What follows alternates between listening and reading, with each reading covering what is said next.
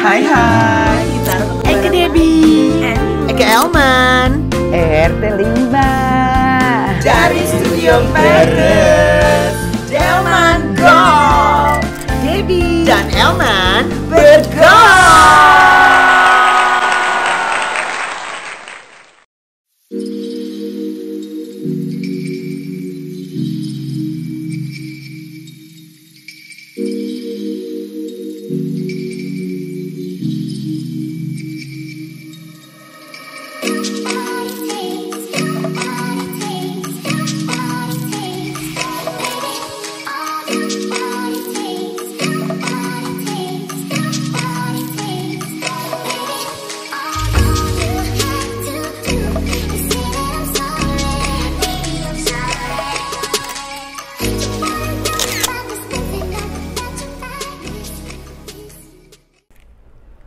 Surat cintaku yang pertama membikin hatiku berlomba. Apose? Eke lagi senandung. Kenapa sih? Eke baru dapat surat cinta dari cem-ceman Eke. Coba lihat. Gimana tuh lihat tuh. Ternyata aku makin cinta. Iya kan? Jangan sih. Oke lanjutin. Iya. Ini surat pemberitahuan bahwa Anda terpapar COVID yang sudah kadaluarsa. jadi Eke COVID sebenarnya nih ya. Bukan surat cinta ya. Bukan surat cinta. Keseong deh ya. BTW, kita dari tadi nyanyiin lagu-lagu yang bintang tamu kita bakalan hadir loh. Mama Ina, Vina Panduwinata. Emberan. Oh my god, aku ngefans banget sama dia. Eke juga. Ya Apalagi ampun. sama itu tuh si burung camarnya. Iya, gimana nyanyinya? Bergendi camat, terbang melayang. Gimana daripada dengerin suara Ye yang agak sumeng itu?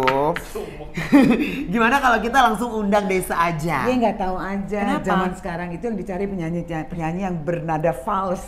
Iya. Lebih sama laku suara ya? sama suara melengking tinggi yang meleot. Itu yang Iya. viral. Yang laku Sa. yang gitu ya.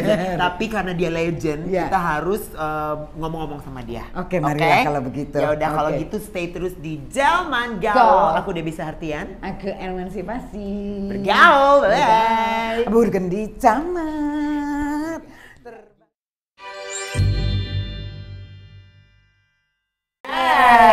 Sekarang kita sutra bersanding Vina Panduwinata. Burung camat, terbang melayang. Itu tau nggak, aku dulu pernah les lomba nyanyi, aku nyanyi itu menang. Menang. Tiba-tiba aku sadari laku burung camar tadi. Jela. Kelihatan ya, anak didikin siapa saya? Emma Singers nama aku kan.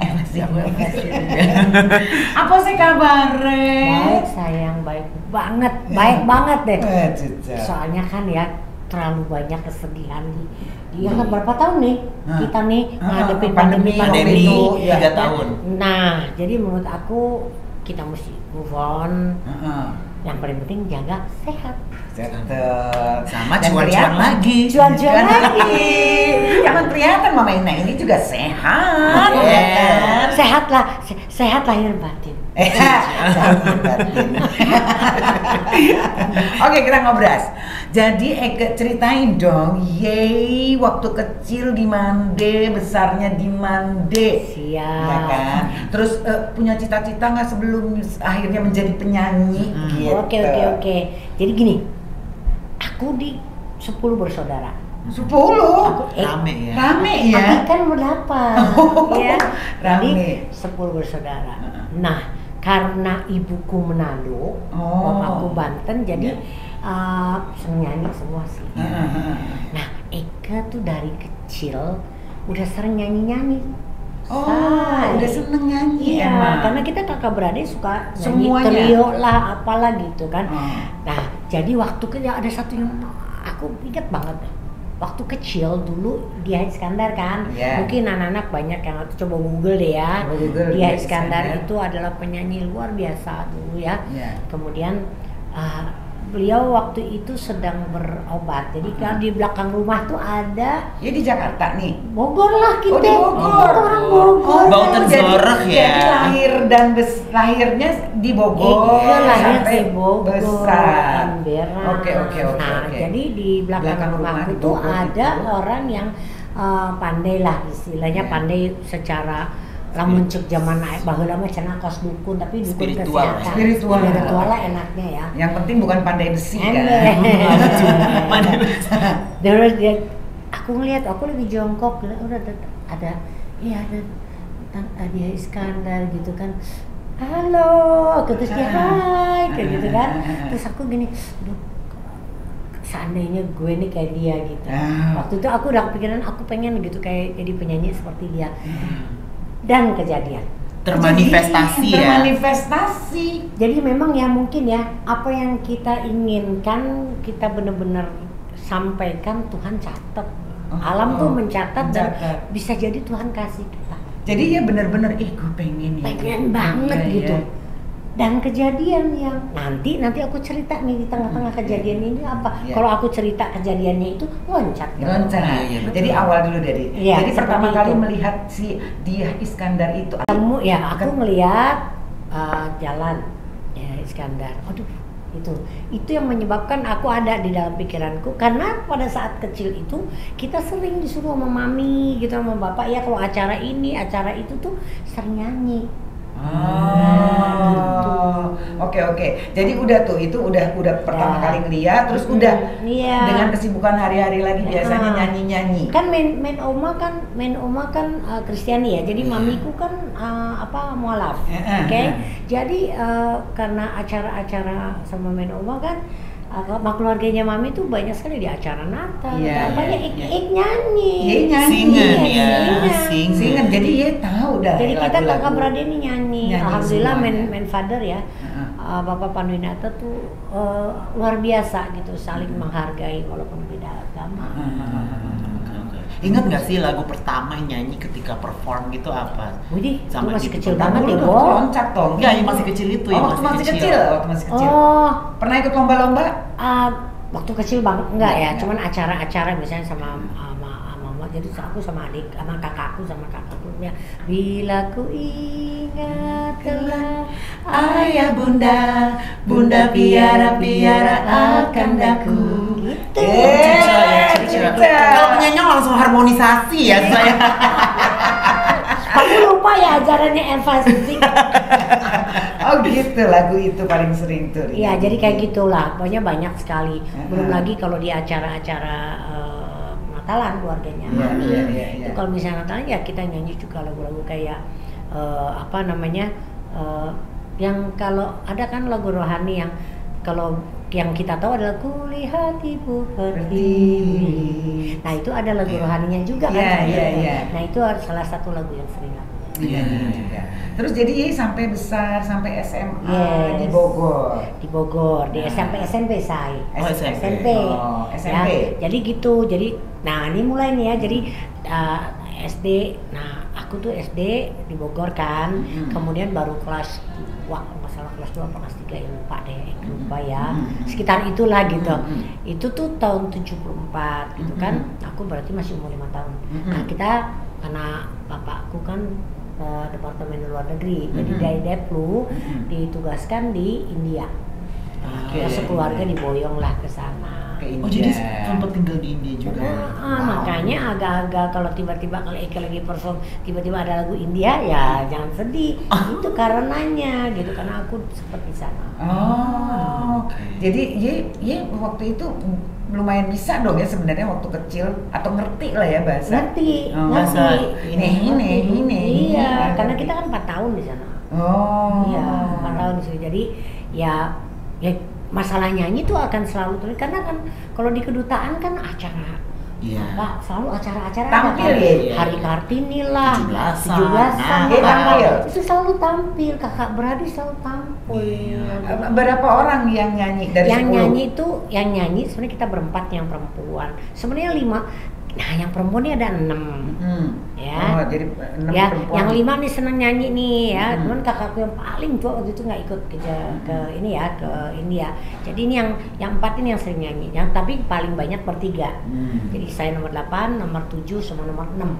Oke. 6, 7, 8 yang sering trio lah gitu.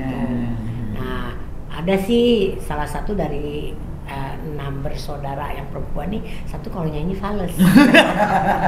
Tapi selalu ada kayak gitu sih ya kalau di Tapi kan keluarga. karena nyanyinya bareng-bareng. Udah ketuanya dia udah bagusan kan. Oh gitu. Terus dari India akhirnya Dari India pindah terus lagi. ya ada kita 4 tahun di sana, kemudian pulang. Bersekolah di sana berarti ya? Kan di sana ada sekolah Ya, Indonesianya. Sins. Oh, ada. Kalau di Belanda tuh Sins, sekolah Ya, itu Indonesia. Belanda, betul. Nah, nanti ke situ tuh. Oh iya iya ke Belanda juga, jangan Nah, sedih. jadi Praja Netherlands. Oh, oke. Jadi Eke tuh pulang 77 apa 78 ya, apa lupa ya. Sempat Eke. pulang dulu ke Pulang Indonesia. lah gitu. Masuklah kelas. Nah, begitu pulang aku udah kelas 6. 6 Oh, SD. SD. 6 SD. Nah, waktu berangkat tuh kelas 2 kalau nggak salah. 6 SD. Setelah lulus SD di Bogor ya, di Bogor kembali Kembali ke kampung Bogor. lah. Terus masuklah SMP. Di SMP tuh kelas 1, kelas 2, kelas 3. Baru kuartal. Kuartal semester. Kalau zaman sekarang semester. Kuartal 1 ayahku ditugaskan lagi ke Jerman. Oh. Berangkatlah kita, tapi karena si Mama Inaknya nih nanggung baru 1 kuartal, harus Iya. ada 2 lagi, kalau nggak punya ijazah SMP dong. Iya iya. Akhirnya di Wassenaar lah. Oh, di Wassenaar. Oke. Ya di situ juga pernah. Eke di Haagse Hogeschool. Oh. Tapi temenannya sama anak-anak Wassenaar. Anak-anak Wassenaar, oke.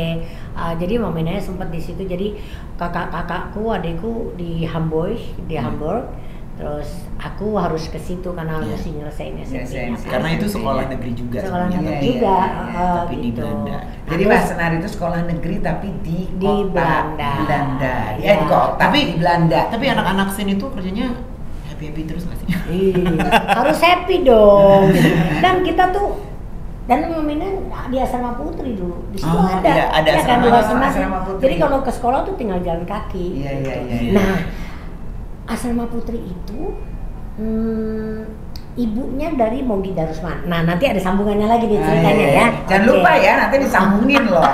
Udah 2 nih yang nyambung nih. Ada Tadi dua yang tadi nyambung. nyanyi, ya kan Iya. nyanyi Ibu Diah Iskandar, Iya. sama sekarang. Iya. apa Itu namanya? Evan ada kok, dia mencatat ya. Van catat Van. Gitu Jangan lupa. ya. Jadi Nah. itu, jadi ada. Nah, di sana di Belanda. Jadi aku selesai SMP-nya, sampai lulus, baru gabung dengan keluarga Jadi di setahun Hamburg. di Belanda di Berapa bulan dong? Berapa bulan aja? 2 kuartal. Menyelesaikan aja. 2 kuartal. 2 kuartal, 2 semester. Semester ya. Aduh, pokoknya seru lah. Jadi aku bersyukur banget sih. Jadi ternyata Tuhan punya rencana. Aku punya banyak banyak yang ditanam ya. Jadi pengalaman kayak Banyak di pengalaman. masih kecil di India, kemudian masa remaja seperti Eropa. di Belanda, Di Belanda. kemudian di Jerman. Di Jerman. Itu kan menambah karena setiap tempat kan punya Cara sendiri, tradisi sendiri, culture sendiri. Walaupun Jerman sama Belanda ya deketan, tapi tetap mereka ada bedanya. Tapi Beda wawasan banget, kita beda jadi banget. luas. Ya, Karena kita ngelihat beragam Betul. adat istiadat ya budaya. Makanya anak Deplu ya, anak-anak yang orang tuanya banyak tugas keluar, itu banyak loh yang jadi artis. Ya. Mungkin nih, ini mungkin nih Iya, iya. menurut aku kemungkinan juga ada terbentuk rasa pede yang cukup. Iya. Benar. Kan kalau mau masuk ke dalam entertain ini kan harus punya rasa percaya luas, diri, rasa pede. rasa pede. Ya yang senior juga. Makanya Anak diplomat kan dia di Manila. Canda Darusman. Iya. Siapa lagi coba? Itu pokoknya Chasero kan itu. Chasero. Nah itu ada di India. Aku Uh-huh. bareng-bareng sama Helmi, Rizali sama Helmi. Irwan. Itu Chasero. Chasero semua. Iya kan? Chasero itu Chasero. bandnya Chandra Darusman. Iya, Iya, Chandra jadi Darusman. itu kan 3 bersaudara tuh. Iya. Rizali tuh malah kita sama-sama di India. Nah kayak dulu kan sama Irwan nyanyi bareng juga segala macem gitu. Nah Rizali sempat jadi duta besar tahu di India kan manusia tuh ya akhirnya. kecil di situ terus nyata dia jadi duta besar Jadi di duta India besar di juga, situ. gitu. Jadi kayak pulang kampung halaman gitu. Ya kan? Oh gitu. Terus akhirnya pindah di Hamburg. ya ke Hamburg. Setelah selesai. Nah terus sekarang masih sekolah apa udah selesai tuh? ambil jadi gini. Aku kan SMP, nah di Jerman tuh kan ada yang namanya Realschule, memang ada perbedaannya. Itu Realschule itu hanya sampai kelas 9, baru boleh ambil jurusan. Terus ada yang namanya Realschule, Volksschule, itu sampai kelas 9. Kalau Realschule itu aku sampai kelas 10. Berarti satu SMA kalau di sini. Kalau mau masuk ke university harus ke namanya sampai lupa ya Ike ya. Iyalah udah lama banget. Itulah pokoknya itu deh ya. Bukan Volksschule kan sampai 9. Realschule tuh sampai 10. Nah, itu harus sampai 14, jadi sampai 4 SMA. Oh, sampai 4 SMA. Iya, namanya I'm sorry. Lupa, nanti ditulis aja ya. Iya. Itu jadi itu mereka kalau mau masuk university harus sampai kelas 4 SMA. Hitungannya dia sampai kelas 13 ya. Kan harus sampai 12 ya, dia sampai 13. Jadi gitu. Nah, Mama Inanya nih ambil Realschule karena karena aku pengen ambil jurusan, nggak kepengen tuh university kan, aku ambil di situ. Nah, ternyata memang Tuhan punya rencana sama ya. Di situ setelah di sekolah di Realschule itu, aku banyak teman lah, bla bla bla bla bla bla. Setelah itu kan aku ceritanya Eken mau belajar rambut, hairstyling. Itu Eken kan mau ke situ sebetulnya, makanya ambil Realschule. Tapi my father, Bapak Pandu bilang gini, aduh nenek-nenek aja bisa belajar itu, gitu kan? Maksudnya udah berumur juga bisa lah belajar. Kamu ambil yang formal lah, gitu. Iya deh, buat nyenengin bapak ya. Jadi ambil sekretaris. Aku ambil sekretaris. Sementara di situ juga dibilanginnya gitu. Kalau kamu ngetiknya kayak main piano ya kata gurunya. Kan belajar steno dulu ya. Ya, jadi macam-macam tuh steno. Kan. Steno tuh apa? Steno tuh tulisan cepat. Jadi pakai kode-kode. Oh iya, tahu kan. Jadi kalau zaman dulu kan kalau jadi sekretaris, kalau direkturnya bilang saya mau bikin surat gitu kan. Ntar dia ngomong bersama ini saya sekretaris steno. Jadi kayak apa ya? Itu ayahnya sekarang mah ya? Iya. Kayak yang ini ya, kayak pamannya ada meeting yang minutes of meetingnya dia nulis gitu ya. Iya. Kan kalau nulis biasa kan lama. Jadi kayak misalnya ada satu kata itu cuman satu. Iya, cuma satu kode. Dia tahu ada kemarin masuk di FYP gue. Ada ya. Oke. Kayak gitu. Ya pokoknya gitulah, pokoknya di situ. Nah, pokoknya memang di situ maksud hati sih mau nyenengin ayahku supaya aku bisa belajar rambut. Oke. Tapi ternyata disitulah Mama Inanya nih ketemu temen.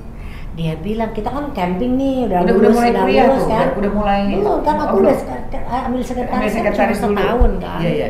Kita terus camping nih ceritain teman-teman terus di Hamburg. kita nyanyi di pinggir pantai. Temanku bilang suara lu bagus ya gitu kan. Mau nggak lu kenalin, gue punya temen komposer katanya. Ini masih di Deutschland? Iya udah di sana. Di Hamburg kan? Udah, iya terus ketemuin aku sama Richard Vullings. Akhirnya dibikinin lagu, nama lagunya Java. Pakai bahasa Inggris. Kenapa kudu bahasa Inggris ya kalau mau internasional sama. Walaupun Inggris gue jadi agak Jerman-Jerman ya. Udah nih, terus dikenal sama si Richard Vullings itu bikinin lagu, dikenalin lah sama produser yang namanya Ben Wipich. Ben Wipich itu adalah dia penyanyi yang suka nge-back zaman dulu James Last kalau masih ingat. Mungkin anak-anak nggak tahu James Last. Nah, dan dia memang penyanyi sama istrinya.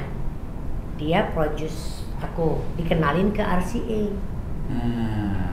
Kontrak lah aku di RCA itu. Wih, langsung ini ya jalurnya mulus banget ya. Mulus banget, makanya udah semuanya juga udah kita yang paling penting kita usahain Indonesia gitu. Jadi udah aku rekaman single yang berarti vokal Y emang dari dulu udah diakui ya kalau sampai dibikinin lagu. Iya, alhamdulillah ya gitu. Jadi Ya memang emang udah gift banget. Dia sini bilang Richard Fulling, kamu tuh punya ciri di vokal kamu. Jadi aku tertarik gitu, makanya nyanyiin sama Arsy. Kan kontraknya tuh 2 single. Langsung 2 loh sih. Ya.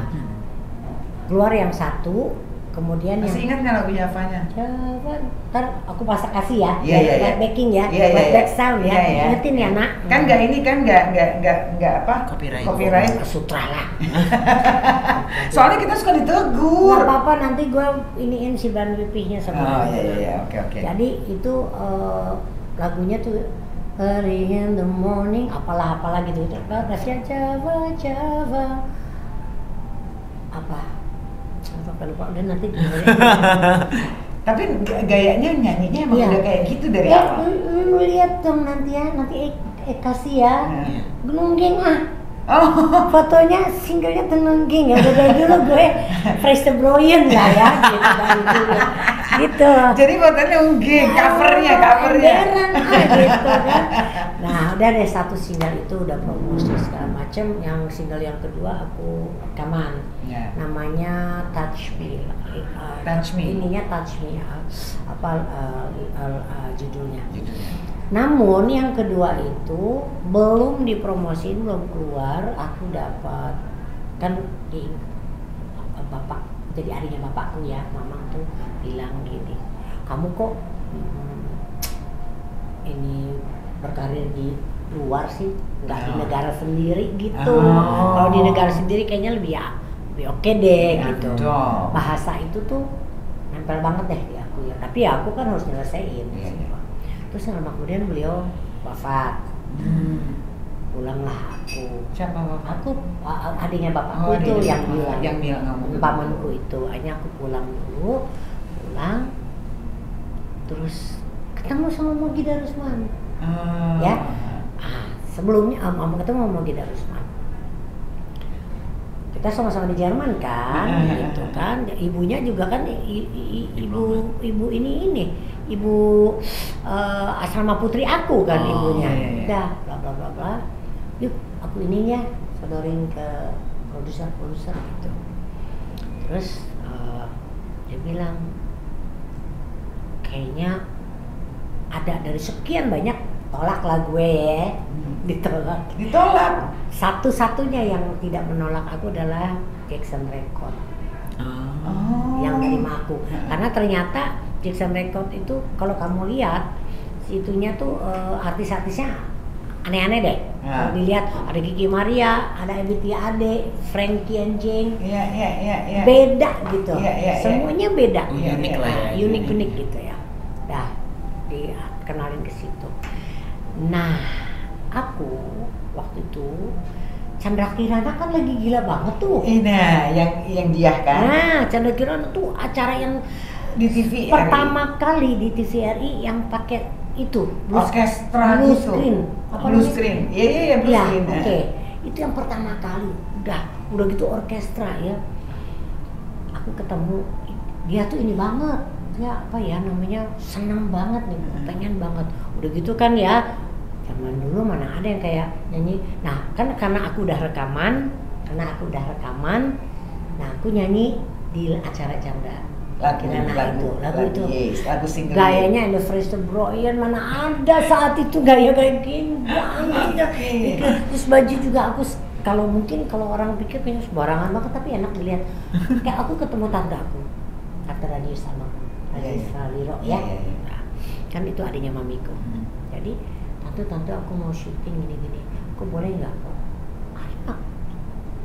Kebaya, pengen kebaya aja gitu gue. Kebaya polos gitu, terus sama rok panjang gitu, yang long dress gitu, batik. Terus rambut gue digini kayak apa sih?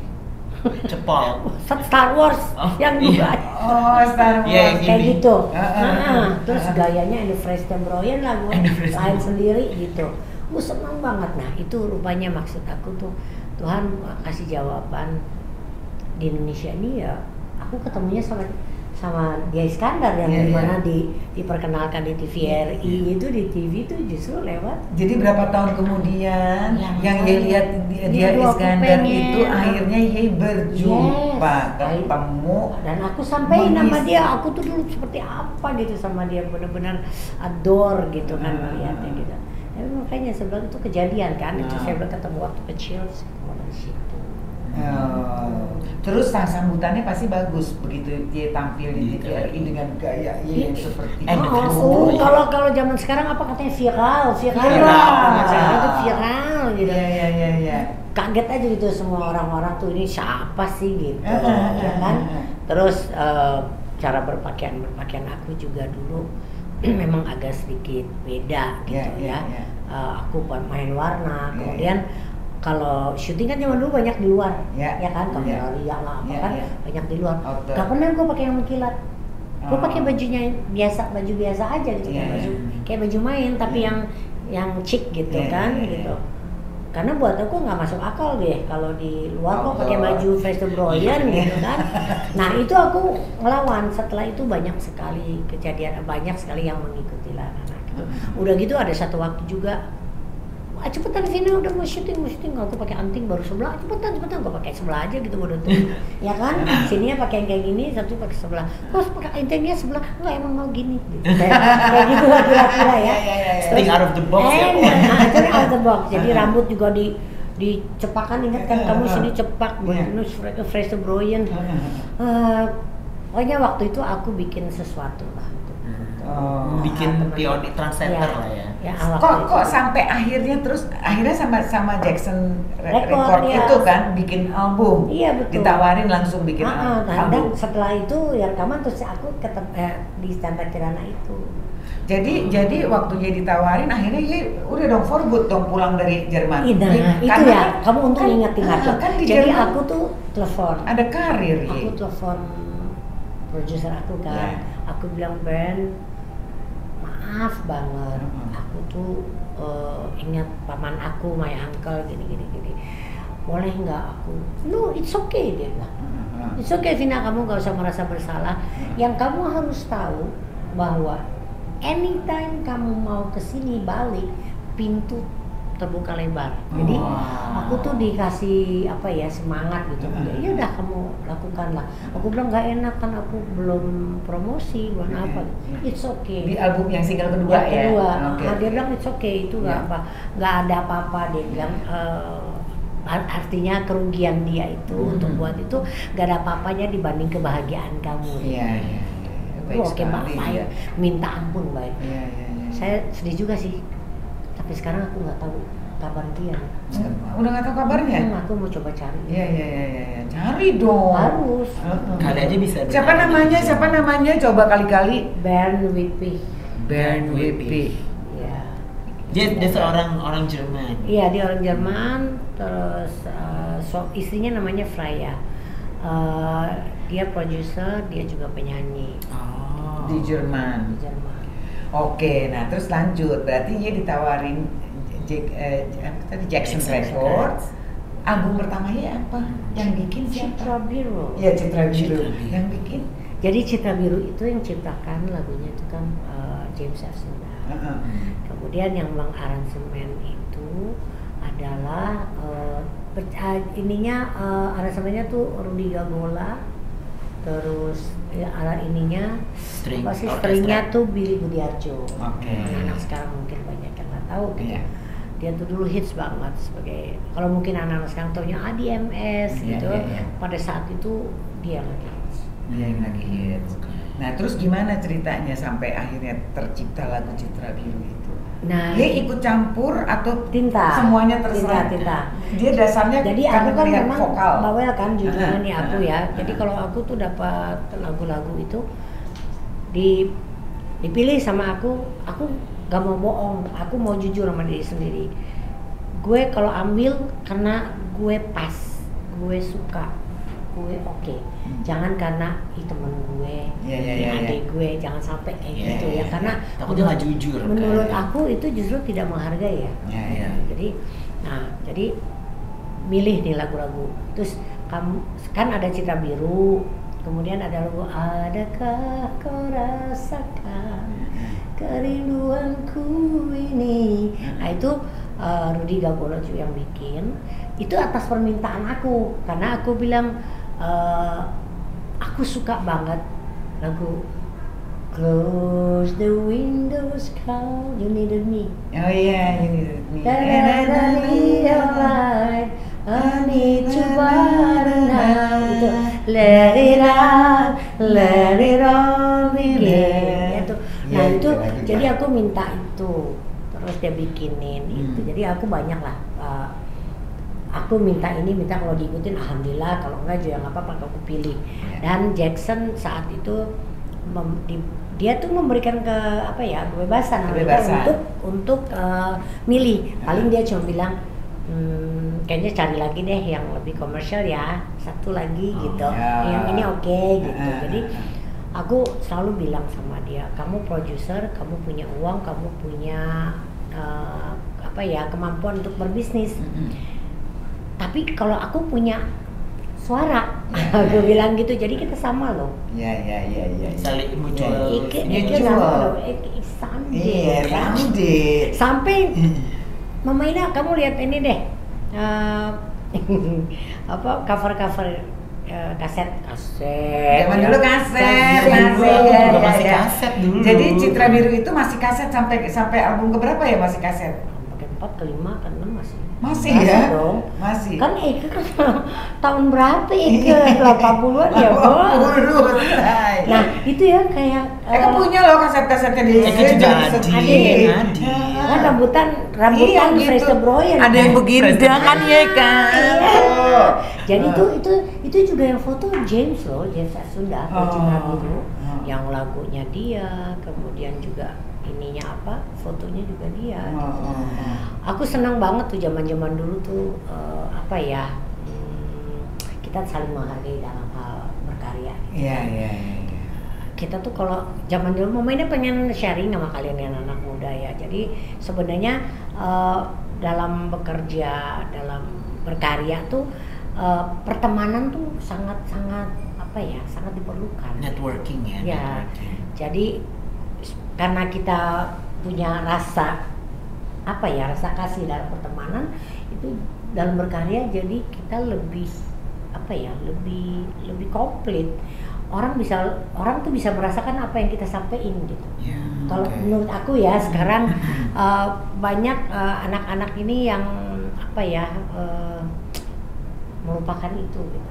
Bekerja tidak dengan Mohon maaf rasa. ya Mama Ina nggak membanding-bandingkan, cuman memang pergeseran zaman tuh memang mau membuat anak-anak Mama Ina ataupun cucu-cucu Mama Ina menjadi yang seperti ini gitu.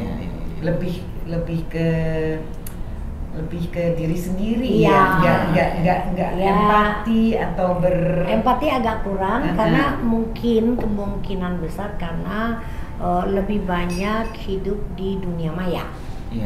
Jadi kembali ke buminya tuh agak mungkin hanya 30%, 70%-nya dunia maya. Jadi aku juga tidak menyalahkan menyalahkan karena memang justru kadang-kadang Mama Ina mohon maaf, doain supaya kalian nggak sampai kebablasan karena kemungkinannya lebih banyak. Iya benar. Jadi dulu kerjanya lebih solid ya, lebih saling menghargai, kita benar-benar menghargai dia sebagai pencipta lagu. Dan kita kenal orangnya. Itu nggak cuma dapat lagunya gitu. Iya. Mama Ina kan di tahun 70-an, di tahun 80-an penyanyi itu pasti ada lah dia keluar negeri untuk festival gitu. Oh iya. Untuk maksudnya ada itu buat lomba atau buat lomba itu. Lomba kalau keluar itu kan kita bawa nama Indonesia. Okay. Mulai kapan dia terpilih untuk membawa 80 berapa ya? Pokoknya udah mulai nyanyi itu nggak lama kemudian aku mulai kalau Burung Camar kan belakangan. Sebelumnya ada yang ada beberapa lah. Sebelumnya tuh ada beberapa, mungkin nanti mesti dilihat dulu ya ini ya. kalau burung camar di tahun 85 soalnya. Iya. Nah, burung camar itu Di mana iya bawa? Eka kan di sini dulu kan. Setelah itu harus ke Jepang. Di Jepang kan. Di Jepang. Dan di Jepang itu mendapatkan Budokan itu. Iya, di Budokan. Budokan Iya. kan dulu kan kayak itu banget, hits banget festival Budokan Jepang iya, gitu. gitu kan. Nah, jadi dapat penghargaan tertinggi kalau menurut aku, karena menurut orang Jepang Kawakami Award itu tidak setiap tahun dikeluarin. Kawakami itu yang punya Yamaha dan yang punya acara. Jadi itu godfather-nya lah. Dia ngeluarin awarding itu nggak selalu ada. Makanya orang-orang Jepang itu seneng banget waktu ngomong sama aku ya. Kamu sangat beruntung karena burung camar mendapatkan awarding dari Kawakami. Karena Kawakami tidak mengeluarkan setiap tahun. Oke. Jadi itu acaranya bukan annual. Acaranya per tahun atau per tahun? Oh, per tahun. Per tahun, tapi si awardnya itu tidak setiap tahun. Itu awardnya ada, pemenang pertama apa sekarang ada. Cuman yang Kawakami Award itu tidak. Karena dia pribadi. Dia pribadi. Misalnya Debbie Award gitu. Ya, terserah dia suka apa enggak. Ini namanya si ownernya si pencetusnya Kawakami. Jadi dia bikin piala Kawakami Award piala.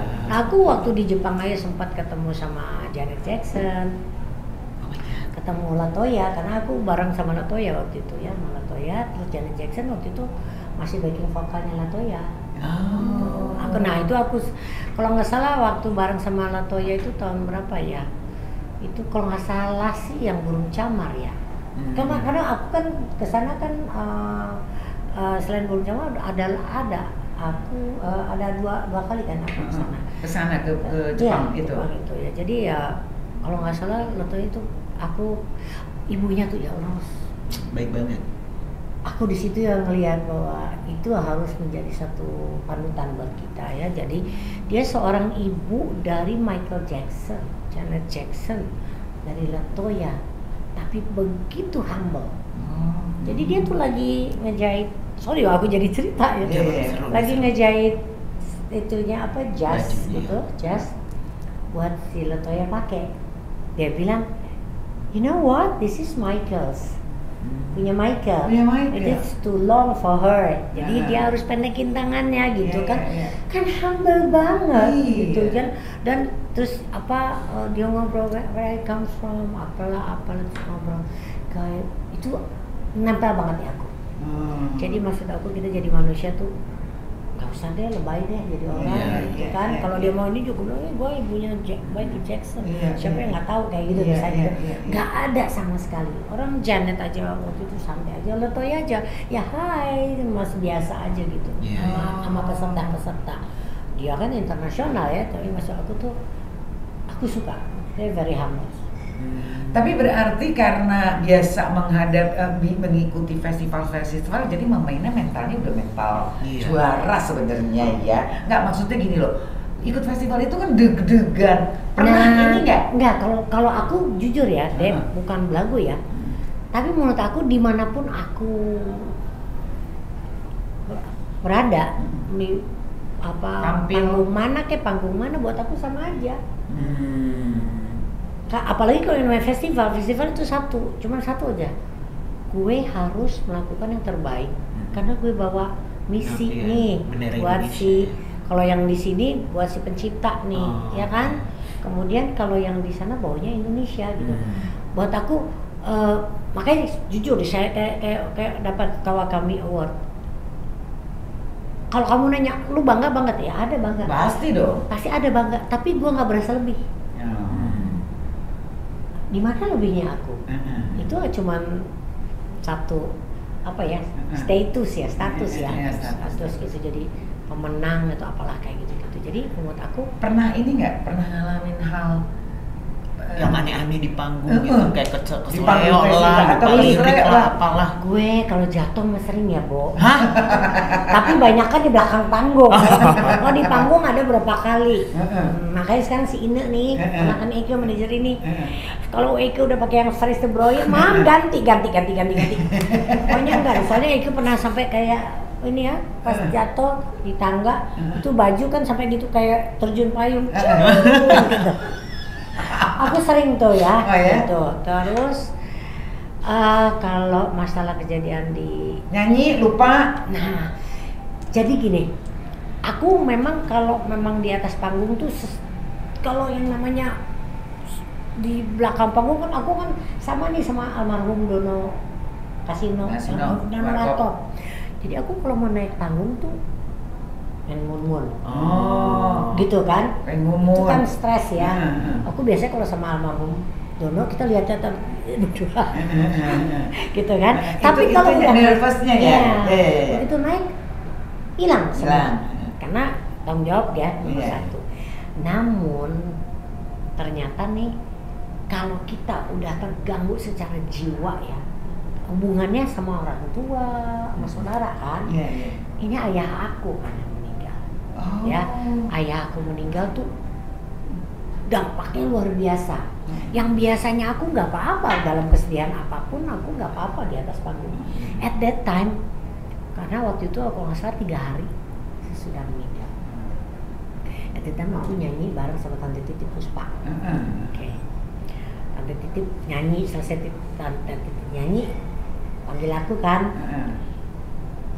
Masuk akal nggak gue bisa lupa lagu Burung Samar? Gak mungkin kan? Udah sering gak mungkin banget kan? Gak mungkin banget. Lagu gue gitu. Itu bisa nggak keluar. Nggak keluar? Nggak. Blank aja gitu, nggak nyanyi. Terus Tante Titip dari belakang langsung keluar gitu. Aduh, saya mohon maaf ya. Ngerti audiens ini semuanya bapak-bapak ibu baru kehilangan ayah gini. Aku aja diajak ke belakang dulu. Aku diajak ke belakang dulu gitu untuk ini sampai akhirnya di inilah yang paling gemes ada orang yang ngomongnya tuh nggak enak banget gitu ya. Lah semua orang juga kehilangan lah gitu kan nggak sedap ya. Iya. Itu kan sesuatu yang di luar ya. Tapi akhirnya aku harus ingat muka bapakku, aku tanggung jawab. Aku dibayar untuk menghibur, aku harus lupain. Nah, tapi butuh waktu. Tante Titi yang isi dulu. Tante Titi luar biasa. Jadi aku dibawa ke belakang dulu, suruh meredam dulu, tuh Tante Titi ngisi lagi, bla bla bla gitu kan. Sudah aku perform. Satu itu, ya. Terus yang urusan apa lagi ya yang kira-kira yang sedih nyanyi? Ya itu sih nomor lupa bait, lupa lirik. Oh iya, waktu festival. Di mana tuh? Jakarta. Di Jakarta. Sampai aku sedih banget gitu, sedihnya tuh. Aduh kalau aku ingat sekarang juga sedih banget. Jadi aku ada kalimat sengaja nggak sih? Karena aku nyanyi 2 lagu. Satu nyanyi Aku Melangkah Lagi dan menang pula sih Aku Melangkah Lagi kan. Aku Melangkah Lagi. Sementara satu lagi itu ternyata Tuhan ternyata kau ada. Nah jadi waktu nyanyi itu kan udah pakai gaya, udah pakai gaya dong itu kan, nggak di otak ada, dari mulut nggak keluar. Itu kaku aja gitu. Ayah aku kebetulan waktu itu nonton itu, jarang ayahku jarang nonton saat itu. Terus lu bayangin festival nggak bisa nyanyi gimana sih? Jadi gimana? Jadi udah kok gini terus jadi nyanyi potong terus hilang, nggak inget lagi gitu. Di belakang gue nangis. Jadi gue nyanyi itu dulu ya, gue nyanyi itu dulu, baru yang kedua. Itu yang pertama, gue nangis udah itu datang si Santoso yang punya Aku Melangkah Lagi itu, dia datang ke belakang. Vina, sabar, nggak apa-apa. Nanti kalau aku bilang semangat ya. Apa kok, aku nggak apa-apa kalau misalnya maksudnya dia menyemangatin karena aku mau ini lagi kan gitu. Nah terus dia bilang gitu, nyanyinya gue jadi keren. Karena mungkin sebagai manusia ya gue gagal di sini, gue pengen melakukan yang bagus. Iya. Cuman kan nggak enak ya, seolah-olah kayak kita tuh kayak sengaja ada kalimat yang kedengar gitu, sedih banget tau. Sementara aku kan boro-boro. Jadi gini, untuk yang awam nih kayak Ega kan nggak pernah nyenyong nih, Say. Untuk seorang penyanyi hal itu bisa aja terjadi ya. Bisa banget. Lirik, sumpah. ngeblank, bisa. Kalau Ega yang kebalik tuh lirik, harusnya di verse 1, di verse 2, verse bait 2 jadi bait 1. Iya, tapi berarti itu blank juga. Blank namanya. juga. Itu bisa terjadi. Kecelakaan lah kita bilangnya. Bisa banget. Nah, lu kalau misalnya ada penyanyi misalnya gini, terus tiba-tiba begini doang bisa Itu jadi lupa. dia lupa tuh. Ya itu kita ya, say. Bisa jadi tuh lupa. Iya, apalagi kita nyanyi bukan lagu kita ya. Kalau lagu orang kan kita lumpia ya. Sorry lupa. Karena mungkin yang penonton lebih jago, lebih hafal daripada kita. Oke. Oh ya. Jadi begitulah perjalanan karir Ye. Terus sama Eike kan dulu kan, Ye kan favorit Eike. Aku tuh sama kakakku. Kemarin kan sempat ketemu. Iya, ketemu. Dia sampai bilang, "Gue mau foto dong, Ma. Gue mau foto dong." gitu. Gue kan fans banget sama gue Intan dong. Bahasan body dan baby blue. Oh oke. Terus ya anak satu kan? Anak satu. Vito. Sekarang emang waktu itu rencana cuma satu apa gimana? Bo, kalau bisa gue pengen 4, Bo. Banyak ya. Mau bikin kuartet. Kuartet. Secara dari keluarga yang dulu bisa family kan. Katanya sih begitu, cuman Tuhan berkata lain ya. Iya. Ketemu Mas Boy dulu dong, ketemu Mas Boy. Tapi mau cerita dikit waktu di Belanda nih. Iya. Boleh nih ya cerita. Waktu di Belanda, ini ceritanya kita ketemu nih si anak-anak anak-anak sekolah Indonesia itu. Ketemu sama salah satu tante. Dia bisa ini apa sih kartu? Tarot. Iya. Cek ini. Lihat mukaku, kaget juga ya mukanya gitu. Ini belum jadi penyanyi nih. Belum, itu masih SMP di Belanda. Iya, Wasenar itu. Wasenar. Kamu nanti paling banyak anaknya 1. Gitu. Ih, gua gemeter ya. Ya gitu. Tapi anak kamu banyak.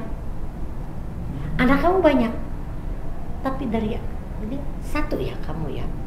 Gitu. Sampai gemeteran. Maksudnya lu punya anak yang dari badan lu tuh 1, dia bilang. Tapi anak lu banyak. Ini benar juga ya, semua manggil Mama Ina ya sekarang ya. Iya. Semuanya Mama Ina. Jadi semua anak-anak Iya. Jadi maksud aku sambungannya gila juga tuh orang ya. Gitu. Pasti udah lama waktu itu.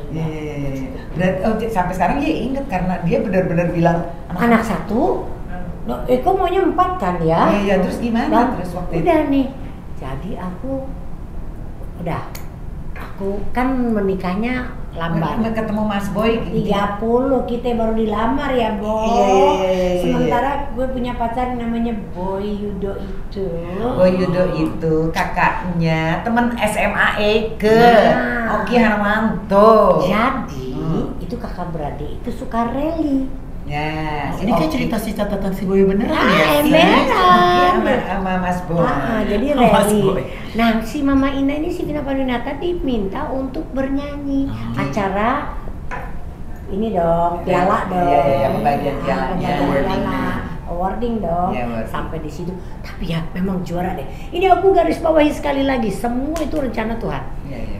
Sebenarnya katanya belakangan baru aku tahu nih dari Mas Boy. Sebenarnya gue tuh mestinya di cancel katanya.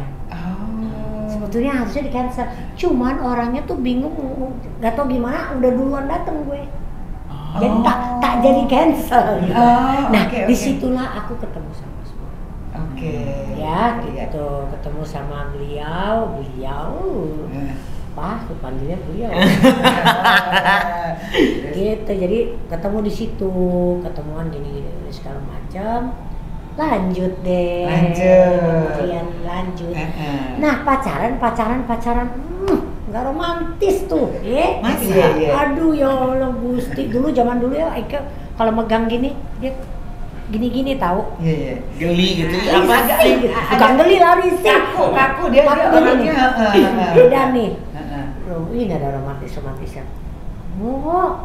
Kagak dilamar-lamar Ike. Udah berapa tahun tuh? Hampir 4 tahun sih. Oh, lama berarti ya. Terus? Udah sampai lama gitu, akhirnya udah ultimatum lah ya. Kasih ultimatum. Aku bilang gini, Mas Boy. Ombong, kalau manggilnya saya kan Ombong. Oh, Ombong, aku mau ngomong dong. Aku nggak masalah nih ya, itu hak kamu. Kamu mau lanjutin sama saya menikah atau enggak itu terserah kamu. Aku nggak akan paksa. Tapi kasih aku kesempatan untuk karena kalau aku sama orang lain lagi, aku harus punya waktu lagi dong. Umur aku udah berapa nih, gitu kan? Jadi maksud aku, lu sebenarnya mau nikahin gue apa enggak? Kalau enggak bilang aja sekarang. Jadi aku punya waktu lagi sama orang lain. Kayak gitu.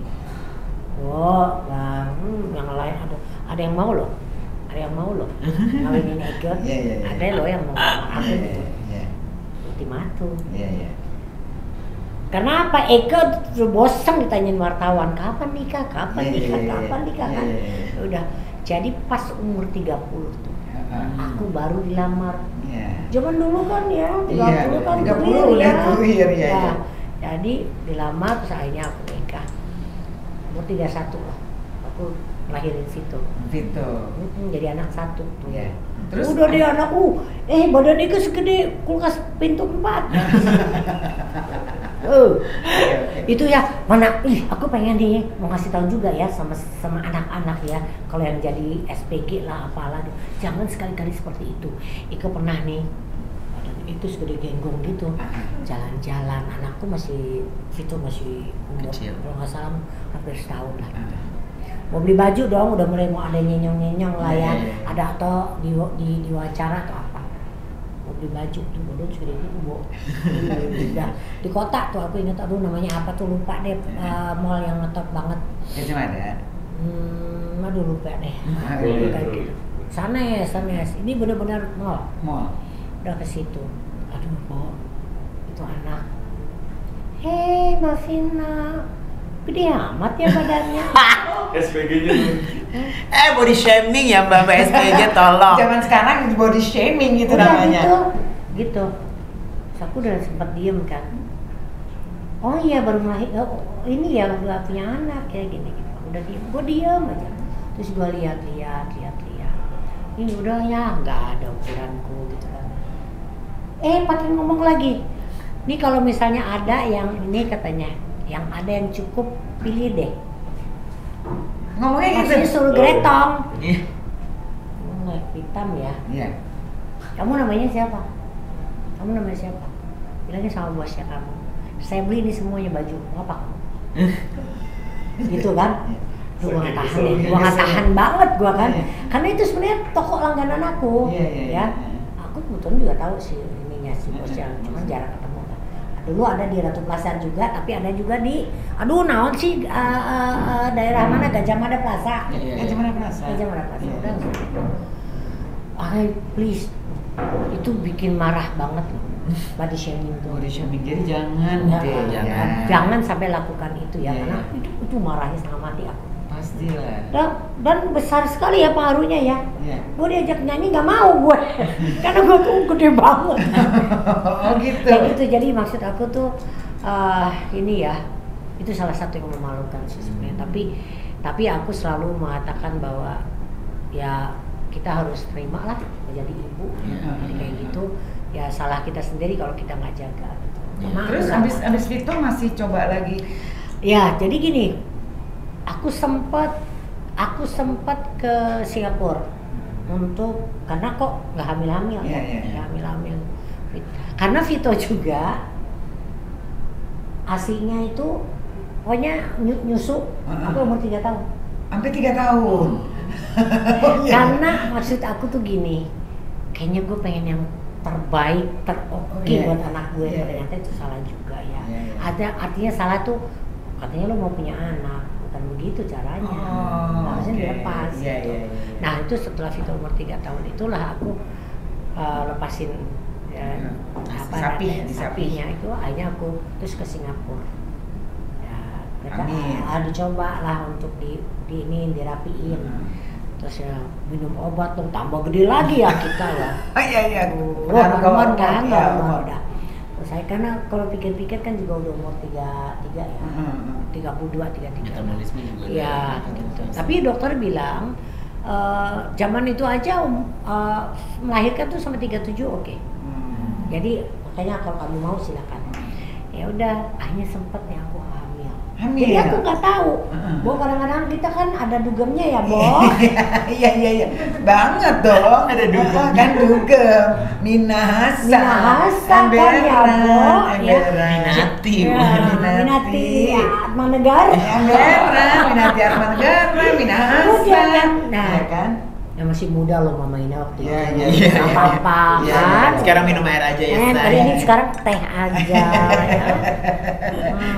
Kopi terus. Nah, tiba-tiba loh kok aku kayak what happened gitu. Karena sebenarnya gini kan sudah mulai, karena Mama Ina itu ternyata ini ada juga pengetahuan kalau anak perempuan menstruasinya sangat muda, berhentinya juga muda. Aku tuh berhentinya cepat karena aku umur 7 tahun udah menstruasi. Oh gitu. Ya, jadi saya tahu dari dokter, oh kalau begitu masuk akal sih Vina gitu kan. Nah aku tuh menstruasinya tuh udah kadang iya kadang enggak, kadang iya kadang enggak. Oke. Loh ini kok enggak ya? Kenapa sih gitu? Terus badan berasa enggak enak. Akhirnya kenapa? Minahasa kan ya kita ya. Lagi udah gitu dugem. Endo Ajut-ajut. kan nyanyi juga ajut-ajut Iya. kan ya. Kan udah mulai juga lah nyanyi, udah mulai badan udah mulai di. Iya. Tiba-tiba kok ada pendarahan, keguguran itu. Ya. Nggak, bukan, sorry. Ini gue sampai lupa. Agak aneh. Gue periksa, kok ada keluar sedikit dia. Aku periksa, hamil. Hamil. Itu seneng banget. Aku mau punya adik. Dia lihat USG itu. Oh titik aja, ini adik aku ya. Kayak gitu lah kira-kira. Nah, tapi kan ya udah dijaga juga kan kemarin-kemarinnya kita nggak tahu. Dugem Van Basten ya.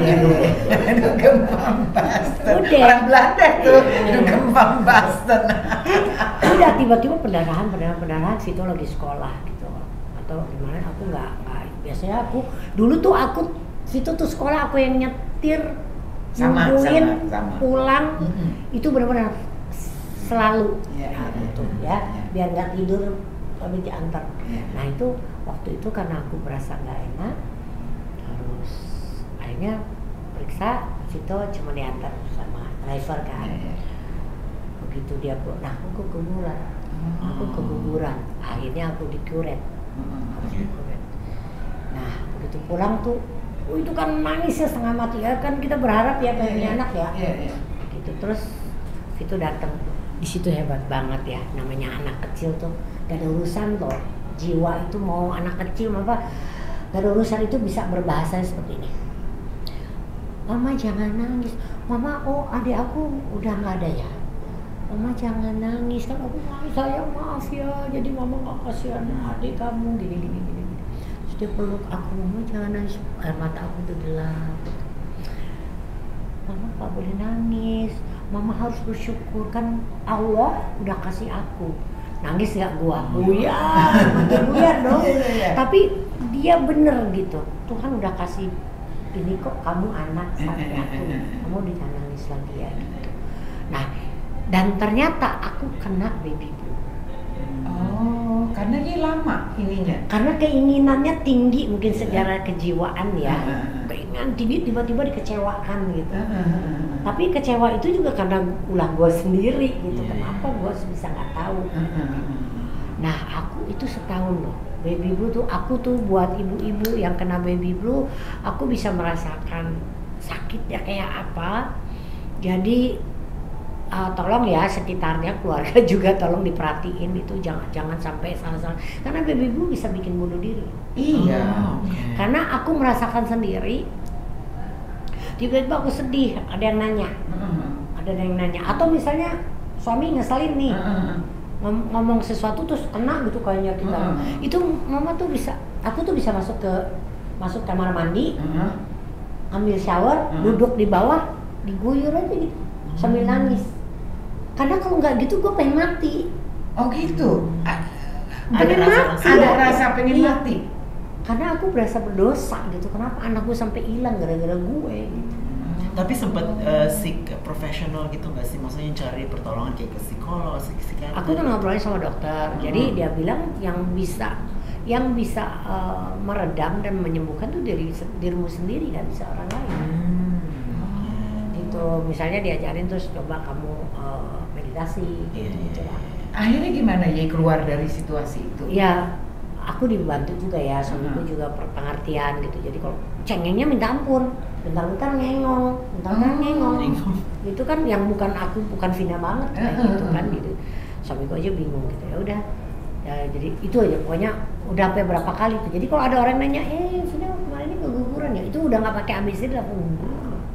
Makanya dulu kalau ada wawancara atau acara nyanyi terus ada wawancaranya gitu, ada talk show, itu semua udah bilang jangan nanya, udah langsung nggak bisa makanya ada yang bilang baby blue ini segala macam, aduh itu bener ada ya, dan menyakitkan itu bukan, dan tanpa kita sadari tiba-tiba. Dan be careful loh, takutnya kalau nggak tahan ya bunuh diri itu. Iya, aku sempat baca beberapa kasus-kasus akhirnya bunuh diri. Iya. Jadi nggak boleh dibiarin sendiri, mesti ditemenin, mesti orang Vito aja agak dilarang. Misalnya cara ngomongnya ke aku tuh, dia kalau gitu, mama. Jadi yang bukan yang mau musik masalah adiknya, itu diajarin kayak gitu. Berarti waktu itu si Vito berarti wise banget ya. Umur berapa waktu itu? Vito waktu itu umur berapa ya? Udah masuk TK sih. Oh, tapi udah bisa berpikiran gitu ya. Jiwanya udah jiwa wise gitu. Iya udah. Makanya aku heran, anak kecil bisa gitu ya, kok gue nggak bisa gitu. Udah ikhlasin gitu. Oke, terus aku banyak sedihnya, gue nih cerita ya. Enggak dong, kan tadi suci. Terus jadi kedepannya apa? Pasti kan udah happy dengan semuanya, mendapatkan semuanya, memaknai hidupnya bagaimana Desa? Iya, sebenarnya sih kalau ternyata apa yang kita inginkan, apalagi yang kita inginkan bisa dikatakan mungkin dari 10 yang kita inginkan Tuhan udah kasih 7 kali ini. Iya. Udah kayaknya nggak mungkin juga deh. Dan dikasih 10-10-nya karena Tuhan juga menjaga kita ya, jangan sampai kita tuh jadi malah wading kalau kata Sunda mah. Malah wading jadi over gitu kan. Jadi buat aku ternyata dalam kehidupan itu yang utama adalah happiness. Kebahagiaan dan happiness itu nggak bisa orang lain yang kasih. It's inside us ya. Kita yang menentukan kita happy or not itu kita. Nah, happiness itu yang membantu kita bisa sehat. Kesehatan itu bisa dibantu. Gede sekali, persentasenya tinggi sekali. Happiness itu untuk kesehatan, untuk kesembuhan, kita sakit segala macam. Jadi kayaknya happy. Aku itu aja menjaga happiness. Ya kan kita punya problem banyak dong dalam hidup, sama teman, sama saudara, atau sama suami, atau itu ada. Tapi satu yang aku pernah ngalamin kayaknya gini, gue pengen gini, dia begitu ya mau gue kok ini. Akhirnya satu titik di mana gini, gue bikin yang bagus nih buat lo. Kalau lo menganggap belum cukup itu urusan lo. Iya. Nah dan aku harus pikir gini, Tuhan kalau Tuhan nggak mungkin membiarkan kita tertindas, terzolimi terlalu lama. Dia yang tahu ketahanan kita. Dia masih tahan nih. Oke. Jadi aku cuma bilang ke Tuhan gini, Tuhan, aku pokoknya kalau Tuhan bilang kamu pergi sini atau kamu jalan sini atau apa, itu Tuhan yang tentuin deh. Aku akan jalan. Yang penting sekarang aku mah hidup cari happy aja. Iya betul. Emang bener, mestinya begitu aja. Terbukti kan. Sama let go aja, ikhlas aja gitu kayak. Let it go. Oke, terima kasih banget loh. Sama Ina. Tapi aku belum sampai sekarang ya. Aku tuh ya udah lama banget. Tapi kenapa sih gua belum bisa itu apa? Apose. Tuh, apose kokondau. Segau. Ya kita janjiannya udah lama. Kasih kamusnya biar jago. Belajar deh. Kamus gaul, Bo. Gitu. Jadi belajar deh. Ya aku sih gini. Kamu umur berapa sekarang? Aku 35. Oke, 35. Kita berarti aku 36. Yes, yes. Aku 46 lah. Jadi gini, jadi kalau menurut aku sih pengen sharing sedikit bahwa para orang tua nih, aku lewat musik aku lakukan selain di kehidupan. Aku berkolaborasi sama anak muda. Terakhir sama Lale. Iya, ini sama anak-anak muda ya belakang. Enggak, aku punya band juga anak-anak muda. Why? Because aku pengen kasih lihat sama anak-anak juga pada kita nih, para orang tua itu mau kasih tahu bahwa kalau kamu mau dihargai sama anak kamu, hargai anak kamu. Si anak-anak juga kalau kamu mau dihargai, hargai orang tua. Jadi take and give itu ada. Jadi kalau misalnya, karena aku penyanyi, aku lewat musik ya, baju, dandan, aku ikutin. Nah kalau kita masih in the fresh bro zaman baula, terus anak-anak bilang gini, apos, kayak Mama gitu. ini apos. Nah, jadi satu, jangan pernah merasa lebih hebat dari orang lain. Jangan pernah merasa paling tahu. Ya, lu tahu itu zaman dulu. Zaman sekarang bertanya sama anak muda. Dengerin seperti itu. Jadi jadi kayak orang tua juga lebih inilah, artinya lebih open kali. Wise, lebih open sama anak-anak. Kayak Mama Ina nih. Dulu saya itu paling anti dengan sosmed. Iya, sama. Eka juga dulu Aku baru punya Instagram itu 2 tahun setengah ya. Pasti pas pandemi ya. Emberan. Kalau Eka punya Instagram udah lama, cuman aktifnya pas pandemi. Tapi aku punya reason kenapa aku mau punya Instagram. Karena aku merasa makin lama aku makin gak ngerti sama anak muda. I want to know why they are so cuek, they are so gini ya. Kenapa ya? Akhirnya aku coba masuk ke dalam situ. Oh iya ya, gue aja bisa lupa diri, apalagi anak-anak ya. Jadi aku menghandle anak-anak sekarang. Contohnya, sebelumnya aku marah nih. Kenapa sih kamu ini gak diperhatiin segala macam nih? Mama nih ngomong, emang yang memperhatikan kalau kamu sakit emang Angelina Jolie yang datang, Brad Pitt, Mama yang datang. Nah, kayak gitu. Dulu marahnya begitu. Ya kalau sekarang aku cuma bisa bilang, please stop dulu lah. Stop dulu lah, Mama mau bicara, Wita, itu kan nanti bisa kayak gitu. Kalau dulu marah karena aku nggak ngerti. Jadi aku sekarang mengerti bahwa anak-anak sekarang itu lebih banyak hidup di dunia maya ini, bisa dikatakan 50-50 ya. Jadi mencoba untuk mengerti, tapi aku juga ingin menyampaikan bahwa anak-anak juga please usahakan sebanyak mungkin napak bumi. Jadi mungkin komunikasi antara anak dan orang tua tuh Mama Ina sekarang udah lebih approach-nya udah berbeda gitu ya. Iya kan kalau dulu kan zaman dulu kita ya kalau makan kan duduk kudu ada di situ kan. Sekarang agak besar, tapi kalau itu aku masih tetap sampai sekarang. Kalau waktu makan fit sama-sama. Terus kalau dia masih begini fit please kita makan. Gitu. Tapi dia juga ngeledek kalau akunya lupa nih harus menjawab sesuatu kan begini, Pak, gitu kan. Sorry, soalnya ini urusan kerjaan. Keresahan kerjaan. Jadi istilah kayak gitulah kira-kira gitu. Jadi aku cuman apa ya, titip pesan sama anak-anak. Memang dunia maya itu sangat dibutuhkan karena bisa mencari uang di sana. Kemudian kita juga banyak pengetahuan di sana, tapi jangan sampai yang jauh dideketin, yang dekat jadi jauh ya. Gitu. Masih tetap pokoknya menjaga silaturahim yang baik. Apa sama yang lebih tua, hormat juga sama yang lebih tua. Aku mau ini juga titip ya sama ibu-ibu ya, please ya, mau arisan mau apa gitu, jangan sampai begitu arisan 3 jam, 2 jamnya foto-foto. Kapan ngobrolnya? Jadi kita mau arisan, mau silaturahmi untuk kita atau untuk orang lain. Itu aku selalu komplain. Please ibu-ibu ingat itu. Oke. Biar lebih terconnect ya kita ini. Biar lebih terconnect. Jadi jangan connect sama Maya aja. Yes, disconnect to connect. Jangan sama Maya aja, sama Vina lah.